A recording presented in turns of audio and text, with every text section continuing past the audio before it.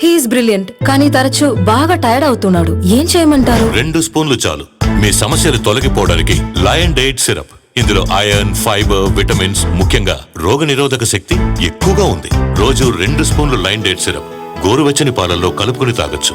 Lion date syrup ప్రతిరోజు 2 స్పూన్లు.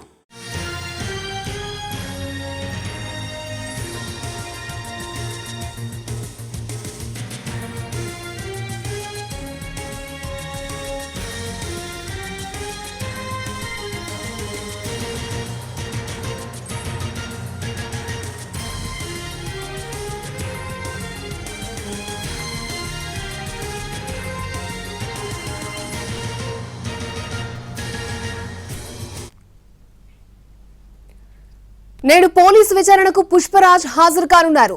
ఇంతకు ఈ విచారణలో పోలీసులు ఎలాంటి ప్రశ్నలు వేయనున్నారు? దీనికి పుష్పరాజ్ ఏ విధమైన సమాధానాలు ఇవ్వనున్నారు?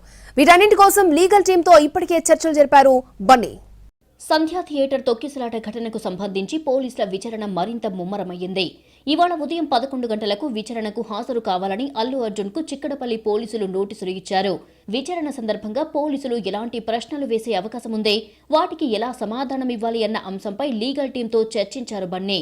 ఇప్పటికే ఈ ఘటనలో అల్లు అర్జున్ను డిసెంబర్ 13న చిక్కడపల్లి పోలీసులు అరెస్టు చేశారు. ఆ తర్వాత గాంధీ ఆసుపత్రికి తీసుకెళ్లి వైద్య పరీక్షలు నిర్వహించి నాంపల్లి కోర్టులో హాజరుపరచగా న్యాయమూర్తి 14 రోజుల రిమాండ్ విధించారు. అల్లు అర్జున్ను చెంచల్గూడ జైలుకు తరలించారు పోలీసులు. మరోవైపు తనపై పోలీసులు పెట్టిన కేసును కొట్టివేయాలంటూ అల్లు అర్జున్ హైకోర్టులో క్వాష్ పిటిషన్ వేశారు. దీనిపై సుదీర్ఘ వాదనల అనంతరం హైకోర్టు ఈ నెల 27 వరకు బన్నీకి మధ్యంతర బెయిల్ ఇచ్చింది. డిసెంబర్ 4న సంధ్యా థియేటర్లో జరిగిన తొక్కిసలాట ఘటనలో రేవతి చనిపోగా ఆమె కొడుకు శ్రీతేజ్ పరిస్థితి ఇంకా విషమంగానే ఉంది. ఈ కేసులో అరెస్టైన అల్లు అర్జున్ హైకోర్టు ఇచ్చిన 4 వారాల మధ్యంతర బెయిల్ మీద ఉన్నారు. Irregular periods and unbearable pain. ఏం చేయమంటారు? 2 స్పూన్లు చాలు మీ సమస్యలు తొలగిపోవడానికి. Lion date syrup. ఇందులో ఐరన్, ఫైబర్, విటమిన్స్, ముఖ్యంగా రోగనిరోధక శక్తి ఎక్కువగా ఉంది. రోజు 2 స్పూన్లు లయన్ డేట్ సిరప్ గోరువెచ్చని పాలల్లో కలుపుకుని తాగొచ్చు. లయన్ డేట్ సిరప్ ప్రతిరోజు 2 స్పూన్లు.